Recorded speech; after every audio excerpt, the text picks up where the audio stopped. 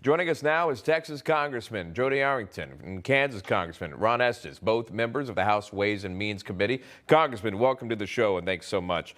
Congressman Arrington, I'll start with you on this. Pelosi again delaying that infrastructure vote after failing to get support for it. She releases this statement. I'll read it to you. It says, discussions continue with the House, Senate, and White House to reach a bicameral framework agreement to build back better through a reconciliation bill. All of this momentum brings us closer to shaping the reconciliation bill in a manner that will pass the House and Senate. Congressman Arrington, I'll start with you. They own the House, they own the Senate, they own the White House. What is the holdup here? Well, there's apparently trouble in progressive paradise this week. She was supposed to vote on infrastructure Monday or Friday, and I don't know that they'll be able to get the votes because, and it is an intramural scrimmage here. This is not, the Republicans have not been invited to negotiate. Hundreds of amendments were offered by Republicans, every one of them rejected. So even though it's a ram and jam job from Democrats, they can't get agreement within their own caucus. And Pelosi is desperately trying to leverage the infrastructure bill to get the votes for the big $3.5 trillion monstrosity of a tax and spend bill. And she's not having much success. And I suspect that there are some Democrats who are in competitive districts that don't want to sign their political death warrant and don't want to run off the cliff that Nancy Pelosi is leading her caucus, recognizing that she's not going to return and that more than likely we're going to be in the majority. That's my analysis. Congressman Estes, your thoughts on the matter as well. Clearly, this was supposed to take place Monday, then yesterday. Now it's delayed again. Yeah, it really is. It's the Democrats have control of the House and the Senate and the White House, so it should be something that they can take responsibility for and make happen. But they're in this inter-party fight of trying to see how much money they can spend and trying to come up with different ideas. You know, we talk about the $3.5 trillion as a reconciliation, but actually that's already moved up to $4.3 trillion based on 6 of the House committees voted to spend more money than what they were charged with when they started that process. So already the bills ballooned up to 4.36 or 4.3 billion.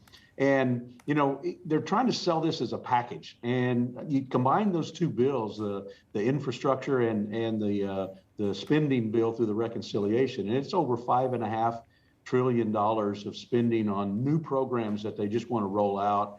And the argument is between themselves about how much more money to spend, and it's going to continue to be a problem. I agree that they were supposed to be voting Monday, and then late last night they couldn't even decide. In fact, they didn't even turn the clock off for yesterday, so we didn't recess last night into this morning.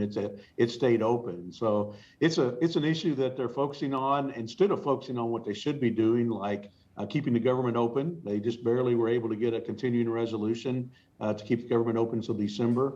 And as of right now, they've allowed the highway bill to expire. So we don't have authorization to do roads and bridges, which is a key part of the infrastructure that Americans really want. They've got the CR pass. That's one positive that came out of it. But everyone knows here, Senator Joe Manchin wants to considerably cut the $3.5 trillion reconciliation bill. Here's that.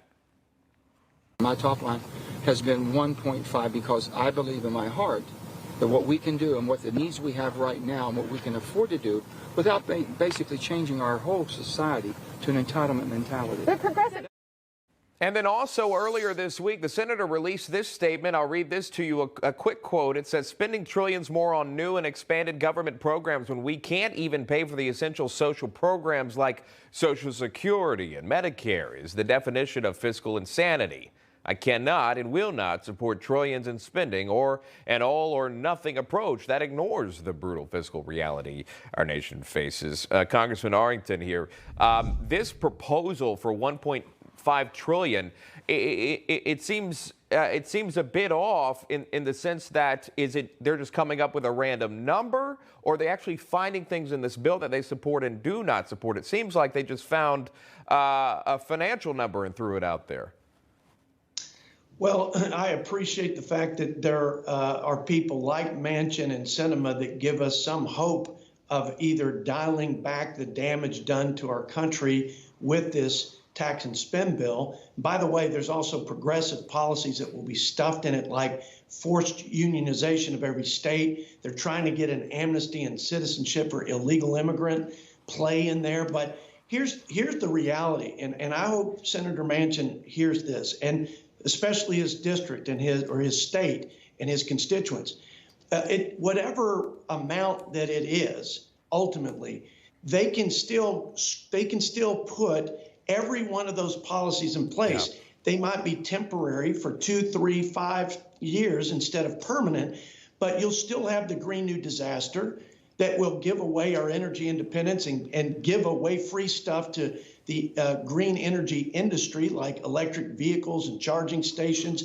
There'll still be the expansion of the welfare system and trap more people in dependence on government. We'll still have all those progressive policies, and we'll still tax American competitiveness overseas and put more burden on working families at a time when we're trying to recover from a recession. So just be clear, at whatever size, those policies that will be disastrous for our economy and fundamentally change our country are still going to be in there. And more than likely, Sean, in future Congresses, they'll be expanded upon, not rescinded. That's a great point. And the compromise bill, $2.1 trillion, community college still included in that, and also climate crisis agreements still in there, too. This is an ongoing conversation. I'm out of time with you, Congressman Jodey Arrington and Congressman Ron Estes.